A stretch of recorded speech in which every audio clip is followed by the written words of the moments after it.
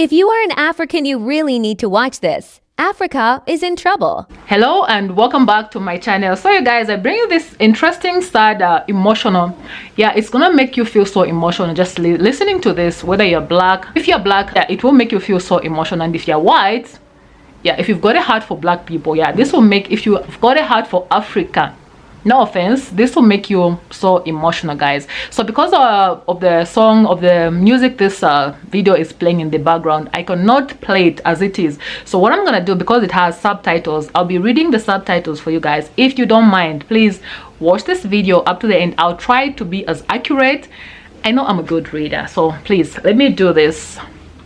Better than nothing. Yeah, okay, so I'm gonna play this small part for you to listen, and then I'll go in straight and read the rest for you. Okay, so let's go. Sub-Saharan Africa has fundamental to the global prosperity of the advanced countries, and Africa had a role to play. It has a role as a raw material producer. Okay, we will not allow sub-Saharan in Africa to escape that. Okay, we do everything to keep sub-Saharan Africa where it is also improvised. It's a absolute vital for the prosperity of everyone else. So let's get clear about that. Okay, and this means all the economic structures, all the global institutions, and the economics we teach everyone, it is all designed to keep Africa exactly where it is. And where it is Europe or us or now China, it's always the same.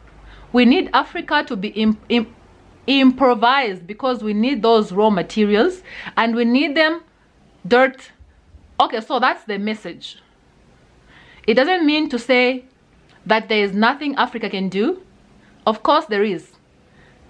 This is what it is about, because if Africa does do something differently, I assure you, living standards of all those in Europe and North America and Asia is going to fall. Excuse me. Okay, and that is a big price to pay. I assure you that the West is not going to allow that without a big fight. Okay, so the job of many Western academics is to convince Africans they have to keep doing what they are doing. Okay, and to show them it's your fault that you're poor. It's not our fault. It is your fault that you're poor. So this is what we do in academic institutions. We know the basic forces that have caused this. Underdevelopment, we know it's colonization. We cannot afford to allow Africa to industrialize and start producing manufacturers. Okay, so we will do everything to stop that. And I'm going to show you how we actually block that. We had East Asian rapid industrialization process. So in the earlier period, we had Japan in Korea and Taiwan, okay, rapid growth, sucking in raw materials from Africa, driving up the prices. After those countries finished industrialization, then sub-Saharan African growth rate again fell. Sub-Saharan Africa is condemned to this role, just the supplier of raw materials, not a manufacturer. The currencies are collapsing of these countries, and many of them are sub-Saharan African countries. After colonization ended, we needed new structures to keep these countries where they are.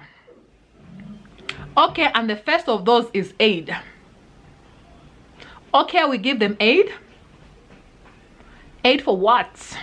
Actually, we give them aid to keep perseverance, whatever. That's all the hypocrisy about transparency and democracy. That's bullshit, and it's all bullshit. But it would go to a country of the country offering loans, and if the president did not accept the loan, capish, guys, capish. And it's just economics.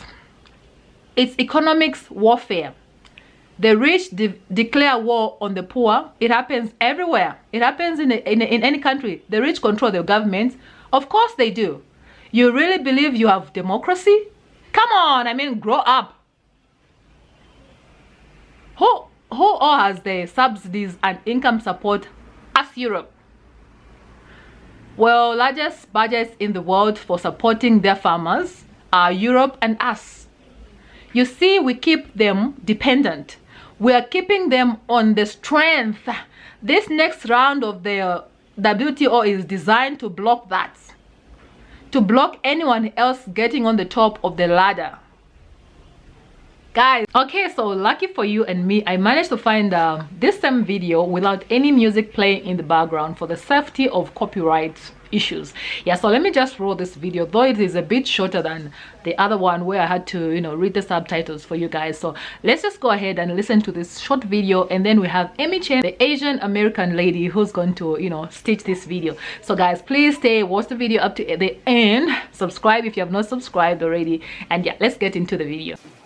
Africa, historically, sub-Saharan Africa, has been fundamental to the global prosperity of the advanced countries. Okay? And Africa had a role to play. It has a role as a raw material producer. We will not allow sub-Saharan Africa to escape that. Okay, we do everything to keep sub-Saharan Africa where it is, also impoverished. It's absolutely vital for the prosperity of everyone else. So let's get clear about that.